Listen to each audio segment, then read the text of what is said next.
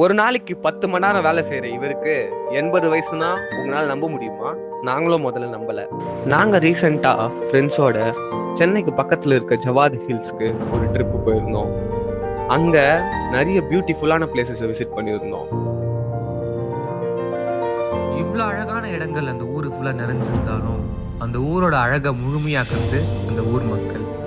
அவங்க கூட கொஞ்சம் டைம் ஸ்பெண்ட் பண்ணணும்னு நாங்கள் முடிவு பண்ணோம்.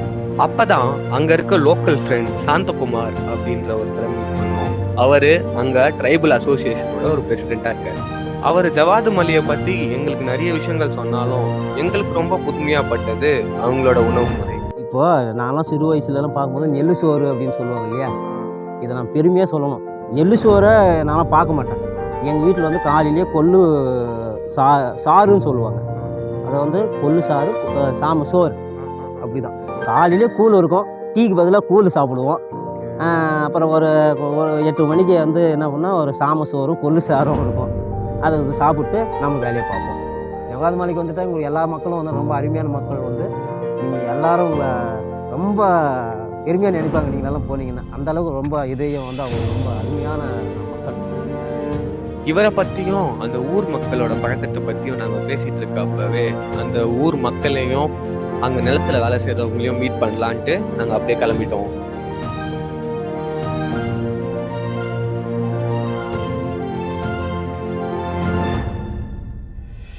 உங்களுக்கு வயசு வந்து எத்தனை வயசு ஆகும்? ஒரு 80 வயசு இருக்கும். 80 வயசு இருக்குமா? இப்போ எழுந்து நிற்பீங்களா? ரொம்ப சூப்பராக இருக்குதுங்க ஐயா. இப்போ ஏரெல்லாம் ஓட்டி நீங்க தானா? நானே கால்பேட் வச்சுட்டேப்பா. பார்க்கலாமே. Super super super.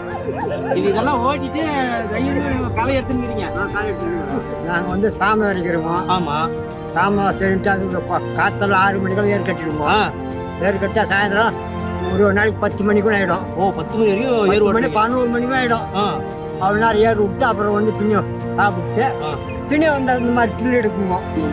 உடம்பு வந்து இவ்வளோ கட்டுக்கோப்பாக இருக்கிறதுக்கு நீங்கள் என்ன சாப்பிட்றீங்க? களி கூழ் சோறு சாம சோறு இதுதான் சாப்பிட்றோம். உங்களுடைய இந்த இளமைக்கு காரணம் வந்து சாம களி இதுதான்.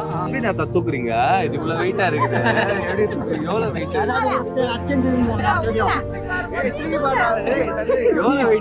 நீங்களும் ட்ரை பண்ணி பாருங்க.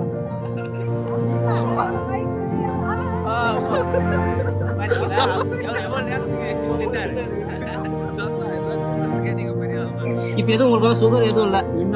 சூப்பருங்க ஐயா, நீங்க உங்களை பார்த்தது ரொம்ப மகிழ்ச்சி. இன்னும் 100 வருஷம் நீங்க வாழணும்.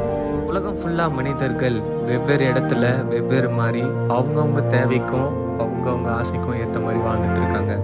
இந்த விஷயங்கள்லாம் இல்லாமல் வாழவே முடியாதுன்ட்டு நம்ம நினச்ச விஷயங்கள்லாம் நம்ம கிட்ட இருந்து கொஞ்சம் தள்ளி இருக்கவங்களுக்கு தேவைப்படுறதே இல்லை.